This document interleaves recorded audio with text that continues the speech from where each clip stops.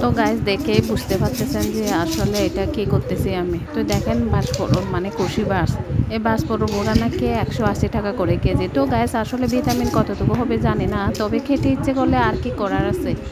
আমি তো চিন্তা করছি যে আরও পরে খাবো, কিন্তু আমার ছেলে খুব খুব বায়না ধরেছে যে সে বাঁশফোড়ন খাবেই। তো আজকে হচ্ছে যে আমার হাজব্যান্ড নিয়ে আসছে।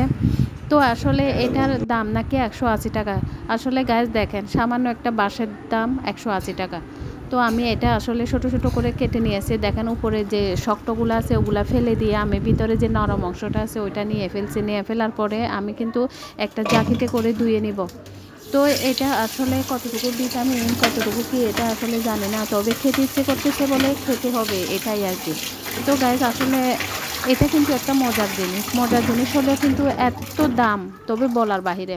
তো গাইস আমি এটা ভালো করে ধুয়ে নিচ্ছি। ভালো করে ধুয়ে নেওয়ার পরে এখন আমি এটা সিদ্ধতে দিয়ে দিব। প্রথমে কিন্তু সিদ্ধ করতেই হবে, এটা কিন্তু সিদ্ধ না করলে কিন্তু তিতা থেকে যায়। সিদ্ধ ছাড়া কখনোই খেতে পারবেন না এই বাঁশপরল মানে বাঁশকরল।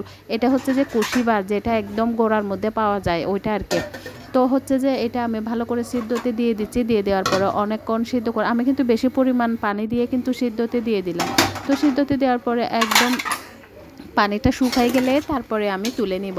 তো গাইস এটা পরিমাণ মতো সিদ্ধ না হলে কিন্তু খাওয়া যাবে না, কারণ এটা হচ্ছে যে একটু তিতা টাইপের। তো সেই জন্য হচ্ছে যে একদম ভালো করে সিদ্ধ করে তারপরে নিতে হবে। তো আমার মোটামুটি সিদ্ধ হয়ে গেছে। সিদ্ধ হওয়ার পরে এখন আমি ঢেলে নিব একটা ঝাঁকিতে। ঢেলে নেওয়ার পরে হচ্ছে যে তো আমি নাপির পানি দিয়ে আজকে এটা রান্না করে ফেলবো। তো গাইস অনেকে আসলে ভাজিও করে খায়, এটাও কিন্তু সিদ্ধ করার পরে হচ্ছে যে আপনি কিভাবে খাবেন না খাবেন সেটা পরের কথা, কিন্তু মাছ বেশি সিদ্ধ করা লাগবেই, নাহলে কিন্তু তিতা থেকে যাবে।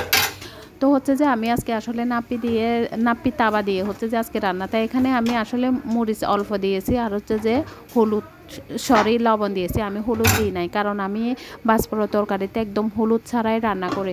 তো গাইস এগুলো আসলে অনেকে কিন্তু ভাজি করেও খায়, আর অনেকে হচ্ছে যে মাংসের সাথে রান্না করে খায়। যে কোনো মাংসের সাথে কিন্তু খাওয়া যায়। তো আমি আসলে এভাবে তাওয়া দিয়ে আমার খেতে ইচ্ছে করতেছে, তো আমি এভাবে খাচ্ছি। হয়তো বা সামনে হলে হয়তো মাংস দিয়ে খাবো এই আর কি।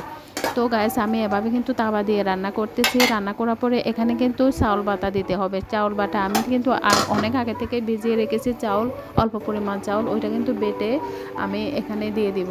তো এই দেখেন গাইস আমি চাউল বাটা দিয়ে দিচ্ছি। আমি কিন্তু চাউল বাটা সবসময় কোনো না কোনো ভিডিওতে কিন্তু চাউল বাটাটা দেখা, আজকে না দেখা হচ্ছে যে জাস্ট শুধু কীভাবে দেয় ওই পানিটাই দেখালাম। তবে চাউল বাটা দেওয়ার পরে আমি ভালো করে নেড়ে চেড়ে দিব। নেড়ে চেড়ে দেওয়ার পরে হচ্ছে যে তারপরে তুলে নেব, হালকা চুলার উপরে রেখে হচ্ছে আমি এটা তুলে নেব। তো গাইস আসলে ছোটোবেলা থেকে আমরা আসলে দেখে আসতেছি যে চাউল বাটা দিলে নাকি একটু বাঁশপোড়লগুলো একটু নরম হয়ে যায়, তো খেতে নাকি মজা আর মাখা মাখা হয়ে যায়। তো সেই জন্য হচ্ছে যে চাউল বাটা দেওয়া। তো গাইস আসলে কি বলবো বাঁশপোড়লের দামের কথা, তারপরেও কিন্তু খেতেই হবে। তো দেখেন গাইস আমার কিন্তু অলরেডি তরকারিটা হয়ে আসার পরে এখন আমি একটা বাটিতে তুলে নেব। জাস্ট একটু টেস্ট করে দেখলাম, দেখার পরে দেখতেছি একটু লবণ কম হয়েছে, কারণ প্রথমে হয়তো লবণ অল্প দিয়েছিলাম বলে একটু লবণটা কম হয়ে গেছে। তো আমি হালকা লবণ দিয়ে আবারও নাড়াচাড়া করে দিয়ে এটা তুলে নিব। তো গাইস আসলে এভাবে কিন্তু বাঁশপোড়ল রান্না করে বলতে আমি হয়তো করছি, কিন্তু অনেকে অনেকভাবে করতে পারে। তো আমার রান্নাটা হচ্ছে যে আজকে এরকমই। তো এটাই কিন্তু এই বছরে আমার প্রথম বাঁশপোড়ল খাওয়া। তো গাইস আসলে অনেকেই কিন্তু অনেকবার খেয়ে ফেলছেন আমি জানি, কারণ নেটের মধ্যে ঢুকলে আমি দেখি যে অনেকে অনেক বাঁশপোড়ল রান্না করতেছেন, খাচ্ছেন আর কি, কিন্তু এই প্রথম হচ্ছে যে আমার এই বাঁশপোড়ল রান্নাটা। তো গাইস দেখেন এটা নাকি 180 টাকার একটা রেসিপি। তো হচ্ছে যে ভালো থাকবেন সবাই, সুস্থ থাকবেন।